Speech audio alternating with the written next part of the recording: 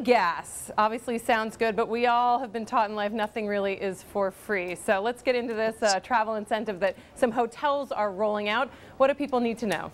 Well, it's a pretty good deal this year. We've seen these sort of incentives before. The hotels and other properties tend to roll them out when gas prices are really high, and they certainly were earlier this year.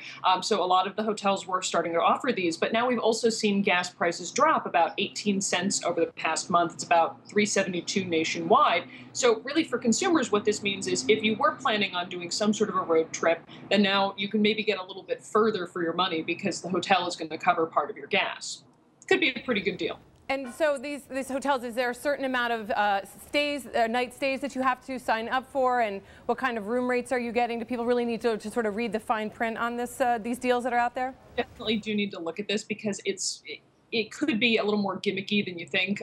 For a lot of them, you have to stay a certain number of nights. Maybe it's weekday nights, but maybe it's a weekend. And oftentimes they do want you to book the full room rate. So you want to be, of course, comparing, is that $25 to $50 that you might be saving worth more than a 20% discount on the room because you happen to be going at an off-peak time.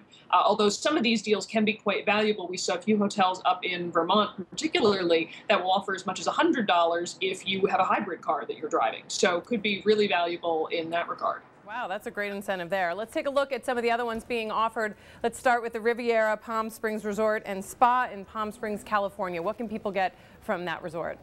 There you're going to get a $50 gift card, and that's going to be something that you get at check-in. They don't have any particular restrictions on how long you have to stay, so even maybe a one-night stay could get you enough to get there and back. All right, now if people want to head down to Florida to Fort Lauderdale, what are they offering? That's something we're actually seeing through the Greater Fort Lauderdale Convention and Visitors Bureau. They're offering at select hotels, if you stay any 2 nights between now and September, you're going to get a $25 gas gift card. So not as valuable, but still, if you were going to Florida, pretty good deal. Okay, and if people want to go to Duchies B&B in Woolvine, Virginia, what are they offering to get people to come and stay there, get them on the road? There it depends on how long you're going to stay, but usually it's $25 to $50. But if you stay a full week, the owner says they're going to fill up your tank no matter what you're driving. And I asked him, of course, do people take advantage of this and like drive their Hummers? And he said, yeah, they do tend to see people who are staying a week. They'll come to load up and they'll bring the biggest car that they have. And of course, also in Florida, the Wyndham Tampa West Shores offer as well involves some free gas if you come and stay with them.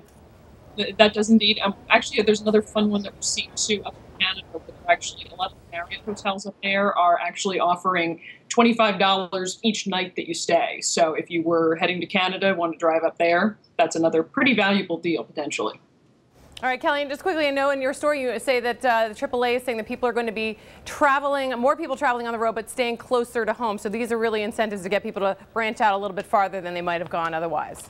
They are. We're seeing a lot of the staycation trend, people staying on basically wherever they can go for 1 tank of gas, and that's what a lot of these bed and breakfasts and hotels are trying to capitalize, not the people who are making the massive cross-country road trips.